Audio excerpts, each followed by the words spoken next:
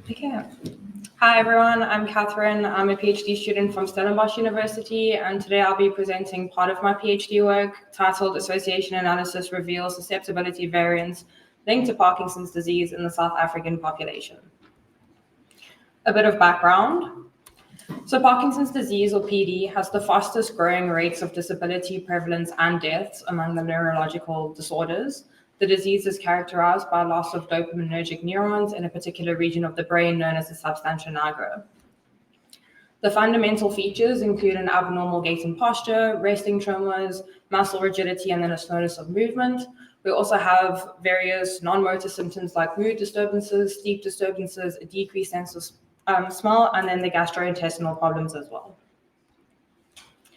So PD has a complicated disease pathogenesis. The past 2.5 decades of research have revealed that a lot of PD cases are the result of complex gene-gene or gene-environment interactions.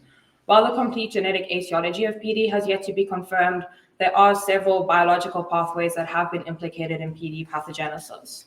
These include the alpha-synuclein pathway, the lysosomal pathway, mitochondrial dysfunction, autophagy lysosomal pathway, the ubiquitin proteasome system, and the vascular transport. So you can see from these pathways that there are various genes that have been implicated in these biological pathways that then result in PD. What we're looking at is specific variants in these genes that either increase or decrease someone's risk of developing the disease. We have variants that sometimes act in a polygenic mechanism to increase somebody's disease risk. We also have rare variants that have a much higher impact. That's when we normally see our early onset or familial forms of the disease. So the way that we're going to identify these risk loci is through association studies. So it's only in recent years that PD association studies have started including diverse ancestries. The first PDG was that included individuals of African or African admixed ancestries was only published in 2023. And the results from the study highlighted the importance of including these underrepresented groups in PD genetic research, particularly in GWAS, to uncover ancestry-specific risk variants. That kind of forms the basis of this PhD work that we're going to be discussing. So looking at the study participants and data preparation, this project was done in collaboration with the Global Parkinson's Genetics Program, or GP2. We submitted approximately 700 PD cases and 800 controls for genotyping using the NeuroBooster genotyping array.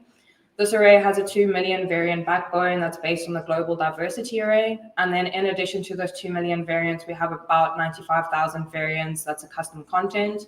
These are variants that do have an association with a neurological disease or trait. Our QC was run according to the MATLAB QC pipeline. So most of the QC steps are pretty standard to a GWAS QC. If you want to know more, we can discuss in depth. But I'm going to focus on the final 2 steps because that's where we deviated from kind of the norm. So we moved the default threshold for identifying sex discrepancies in females from 0.2 to 0.5, just because it has been shown that in an admixed population, the 0.5 threshold allows you to retain more females instead of excluding them.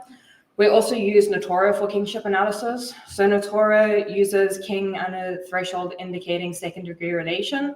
It also uses node centrality method for relationship inference just to help determine which individuals are best to retain for downstream analysis. Our imputation was performed using the TopMed imputation server. So we use an empirical dosage RSQ value just to assess the quality of an imputation. The higher the value, the more accurate our imputation. We were happy with our overall imputation quality, and we proceeded then with our analysis. So we're going to talk about 2 specific association analyses. One is a pretty standard GWAS that most of us would have heard about, and then one's incorporating local ancestry. So population structure can confound your GWAS results. That often leads to false associations. So it's essential that we're correcting for ancestry when we're running our GWAS to make sure that we are getting accurate or true GWAS associations. For this, we created our own ancestry reference panel. So we used the African, East Asian, European, and South Asian participants from the 1,000 genomes. We then, previous research has shown that the South African population's got a very strong Malaysian component. So for that, we included neurological healthy controls from the Global Parkinson's Genetics Program from that Malaysian cohort. And then we included an indigenous population to Southern Africa because we're looking at a South African population, which is the Nama population. For that, we got whole genome sequencing from the TB host genetics group at Stellenbosch University. We then ran ancestry inference with admixture and genomics. In case anybody wants to know more about that, we can go in detail later. Here you can see the first set of results are our principal components analysis for PC1 and PC2, and then principal component 3 and 4. The colored dots represent that reference population, and the black dots represent our study cohort. So you can see they are incredibly dispersed. There's no set clusters. Our admixture in South Africa is wonderful. We're sitting at, from the study, a 5-way admixed population. Most of the bioinformatics approaches at most go to a 3-way admixed. So this is really just highlighting how important it was for us to accurately account for admixture in our analysis. You can see this even more at a local ancestry level. So here's our inferred local ancestry for 3 participants out of our cohort. These individuals all self-identified as a different ancestry, but if you plot or 1,500 people, they're going to be very different. So you can see, again, the populations represent that original, the colors represent the original populations, and then the different chromosome segments, you can then see which population they fall under. So for those who don't know, a genome-wide association study, or GWAS, is a powerful tool that's used to identify genetic variants associated with diseases or traits. We normally look at where the single nucleotide polymorphisms are more common in cases versus controls. So for Parkinson's disease, a study in 2019 identified 90 risk loci that are associated with the disease. This wasn't a European population, just to make note of that. So what did we actually do? We ran a standard genome-wide association study. So we used a stepwise regression to identify which principal components were contributing to the variance we see in our data set. We then ran this with the actual GWAS with Sage software. So Sage is great because it lets you retain your related individuals. So that just helped us increase our sample size and overall power. We then looked for replication using the Latin American Research Consortium, genetics of Parkinson's disease, was a large PD cohort. We checked for effect directions in 3 previous studies, and then our in silico analysis was done with FUMA, locusum, and open target genetics. Here we can see our first set of results. So we had one, those are on chromosome 14 reached genome-wide significance. It's in the ACAP6 gene. This encoded protein is highly expressed in the brain, and this gene does have previous associations with Parkinson's. These are our top 10 hits. So all the top 10 hits had a previous association with a neurodegenerative disease, so either Alzheimer's or Parkinson's. We then looked at our local ancestry windows we had mentioned earlier to further investigate this. So we looked for these individuals carrying these variants, what is their inferred ancestry? And the majority of our participants, or the majority of the inferred ancestry was in the African or Nama windows, showing that these are ancestry-specific genetic risk factors.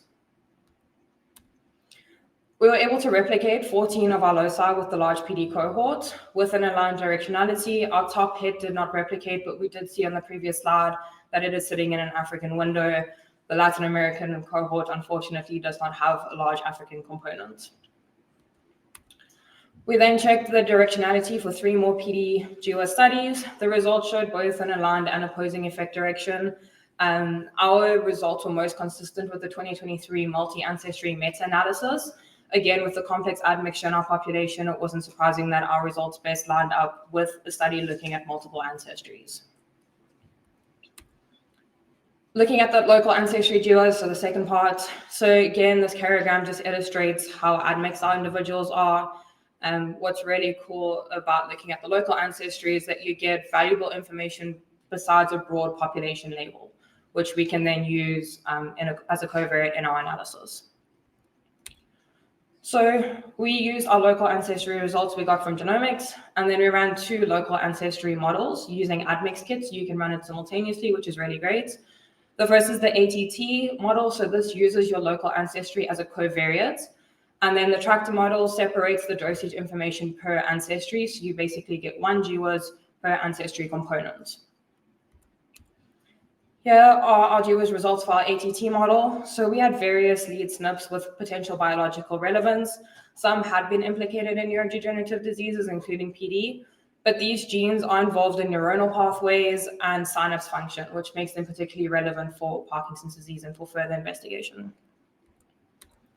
Here are first two Manhattans for the tractor results. So again, remember that we're getting 1 GWAS per ancestry component.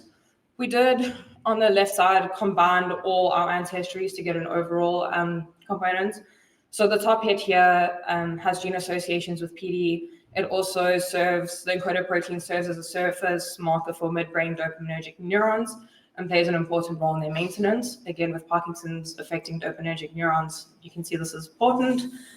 For the African component, we have top hits that are linked to sporadic PD. Particularly, this has been seen in individuals of Han Chinese ancestry. The other lead loci were intergenic variants for genes associated with a healthy mitochondria function, particularly of complex 1. It has been shown in literature previously that there is an influence in mitochondrial dysfunction, particularly of complex 1 in PD pathogenesis. We had no significance for the European, Nama, Malaysian, or South Asian components. We weren't too surprised because these were our smallest ancestry components. So when we split them out, we did lose a lot of our power. Briefly, the significance of the study. So this is the first published GWAS on the South African PD cohort. It's also the first PD GWAS that incorporates local ancestry in the analysis. We're able to expand our PD genetic research of an underrepresented group with this, and it also improves our understanding of those ancestry-specific risk factors. I'd like to acknowledge my supervisors, Mata Lab, because most of the pipelines are theirs, and then the Michael J. Fox Foundation, Global Parkinson Genetics Program, and ASAP for funding. Thank you.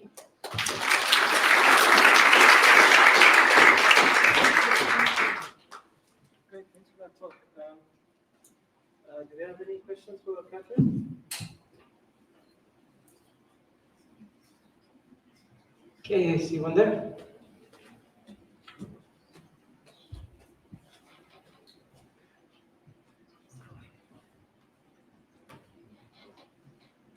Hi, nice talk, thanks. So yeah, I'm interested in this like local ancestry GWAS. Like, how much power can you like determine how much power you actually lose per ancestry? Like, yeah. So thank you for the question. Power in GWAS, when it is not like heart, but a complex disease, is really difficult to calculate. And then when you try to calculate for the different ancestries, it becomes even more of a nightmare. So you actually can't calculate. We did consult with the developers of Tractor and with the ATT model, and they said best to just let it be because it gets to a point on a 3-way admix, you could kind of get it to it, but a 5-way admix, it's virtually impossible to calculate.